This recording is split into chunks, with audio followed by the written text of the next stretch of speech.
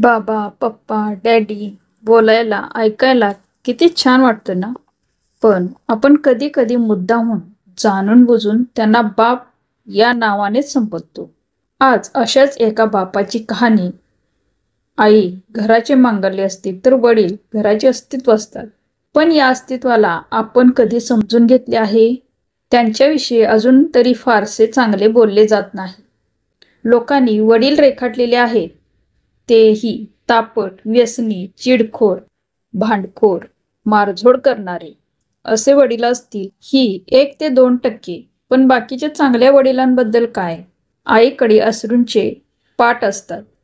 ती रडून मोकळी होते. पण सांत्वन वडिलांनाच करावे लागते. आणि रडणाऱ्यापेक्षा सांत्वन करणाऱ्यावरच जास्त ताण पडत असतो. कारण ज्योतीपेक्षा समय जास्त तापत असते. आणि श्रेय मात्र ज्योती घेऊन जाते.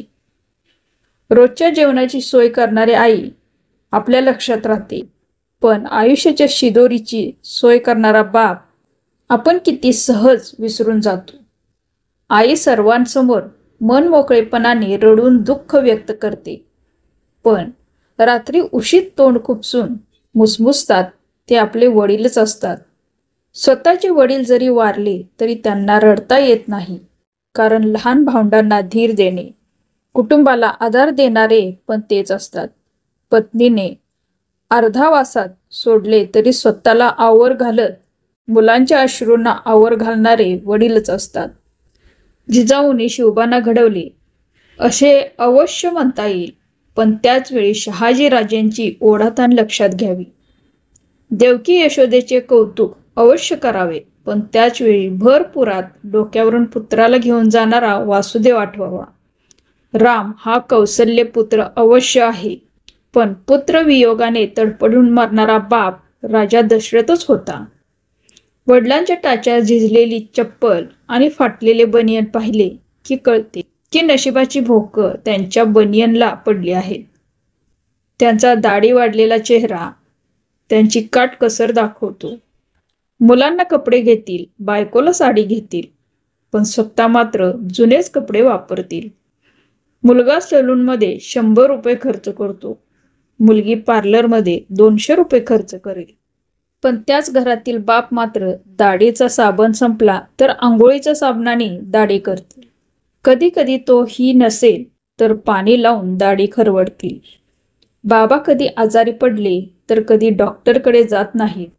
मुळात ते आजारपणाला घाबरत नसतातच. त्यांना काळजी असते ती डॉक्टरांनी महिनाभरासाठी आराम करायला लावण्याची.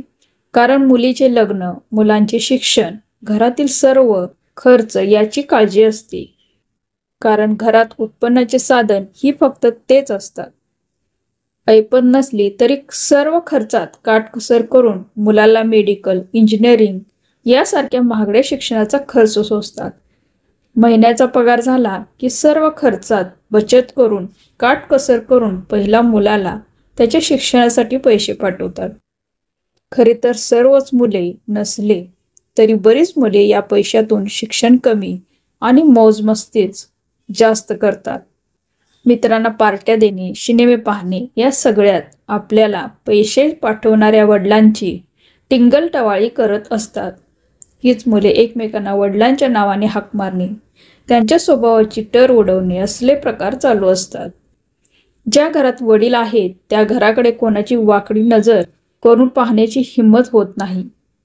कारण त्या घरातला कर्ता जिवंत असतो. तो जरी काही करत नसला तरी तो त्या पदावर असतो. आई असण्याला अथवा आई होण्याला वडिलांमुळेच अर्थ प्राप्त होतो. कोणत्याही परीक्षेचा निकाल लागला की जवळी वाटते ती आईच. कारण ती जवळ घेते, कौतुक करते, प्रेम करते, गोंजारते. पण गुपचूप जाऊन पेढे आणणारा, अभिमानाने सर्वांना सांगणारा बाप कोणालाच दिसत नाही.